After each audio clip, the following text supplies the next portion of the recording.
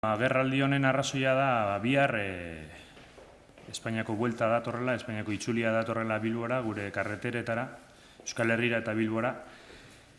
Eta, horrek zalantza barik badakigu hiri bat hankaz gora jartzen duela eta jakina da hori hiritar guztien artean, hori ere adierazi digute udal agintariek, buelta datorrenean afekzioak argia direla.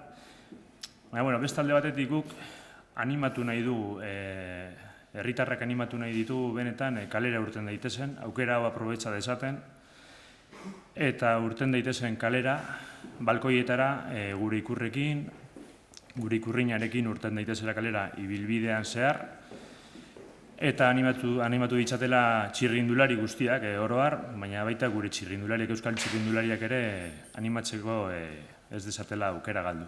Bai Arraizen, Artxandan, Biberon, Bilbo inguru osoan urten daitezela gure ikurriñarekin. Euskal Herria Bilduren ustez, buelta Euskal Herritik igarotzea eta bereziki Bilbotik igarotzea aukera ederra da gure identidadea aldarrikatzeko eta munduari erakutsiko diogulako nazio bat garela. Lehen esaten nuenez, gobernu taldeak ekimenain potolo hauek antolatzen dituenean Bilbon, esaten digu eragin ekonomikoa izugarria dela, ezta. Berriz ere hori esango digute, eragin ekonomikoa izugarria dela, era positiboan, baina denok dakigun moduan, balantzeetan irabaziak eta kostuak edo gastuak eta kostuak agertu behar dira balantze batean. Alfonso Gilek lehengoan esan zuen hemen prentsa gela honetan, bueltaren inguruko adierazpenak egin zituenean, trafikoan aldaketa garrantzitsuak izango direla, herritarren egunerokotasunean eragina handia edukiko duela bueltak, baina EH Bilduren uste dugu honelako mega ekimenek azaldu behar dutela aurretik eta gero informazio guztia, hau da, ez dela bakarrik korteen edo karretera mosketen azalpen publiko bat eman behar, baizik eta kostuen, inpaktuaren informazio argia eta gardena eman behar zaiola hiritarrari. Hainbeste aipatzen da gardentasuna, ekimen hauek koste erreala daukate eta informazio hori eskatzen diogu eta horregatik galdera batzuk egingo ditugu gaur bertan Bilboko udalean, jakiteko benetan zein den kostu zuzena eta kostu ez zuzena evento honena, ezta.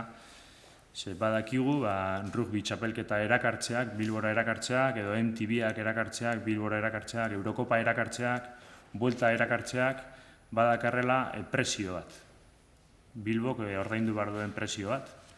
Baina beste alde batetik, badaoz gastu ez zeharrak, eta dira azkenean, karreterak atondu beharra, instalazio elektrikoak atondu beharrak, hainbeste udal baliabide gastatu behar dira, garbiketak, eta horrek itxaten du kostu oso handia. Oso handia, eta ez da normalean azaltzen zindan kostu hori. Orduan, segurtasuna, garbitasunak, horri guztiek elementu horien inguruan galdetu egingo dugu ere bai. Ez bakarrik gonbidapenak zer dakarren, baizik eta zer kostu dakarren hori guztia bidea atontzeak eta horri guztiak. Hori guztia Bilbotarrok ordaintzen dugulako azken batean, ezta. Herri honek badak zer nahi duen, esan nahi dut, gardentasun politikoa eskatzen dute hiritarrek eta identitatearen defentsa ere badakite zelan egin hiritarrek. Orduan EH Bildu beti defendatuko du bai gauza bat eta bai bestea. Bai informazio eskubidea eta bai Euskal Herria nazio bezala ere aldarrikatzea. Orduan dei egiten dugu ez ditzagun galdera aukera hauek galdu eta benetan urten gaitezen kalera eta eskatu dezagun gardentasuna udalaren partetik.